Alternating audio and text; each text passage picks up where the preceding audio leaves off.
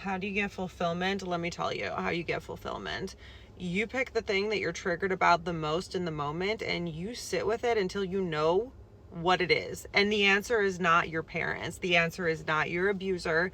That is not the answer. The answer is something that's coming from within you.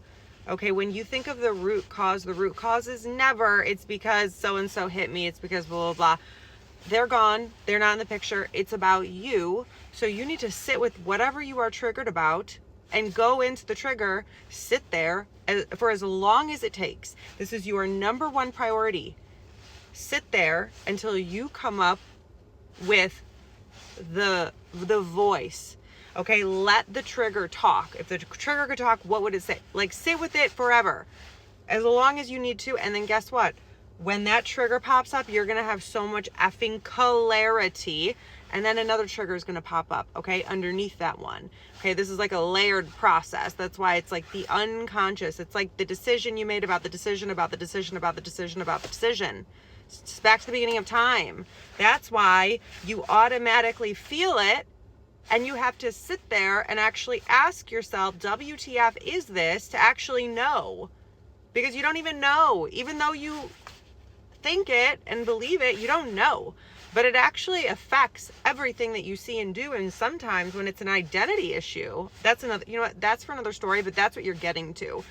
This is what you ultimately want to do to find ultimate fulfillment, is to go to the identity, go to the core, the layer beneath the layer beneath the layer to the beneath the layer, to discover you have the thing that you were seeking outside of you. I know, but it's like, actually, when you get there, it's like the biggest peace of mind ever, because it's actually a thing you were unconsciously seeking and couldn't find fulfillment. You get triggered at all these random things. So it's like your life is kind of not happy anyways. And like, you attain a goal and then it's like, it's not actually doing for you what you wanted it to do. So it's like the fact, when you dig to the base of these triggers, these wounds, they wind up being like core identity wounds, hence the name of my company, Identity Expanded.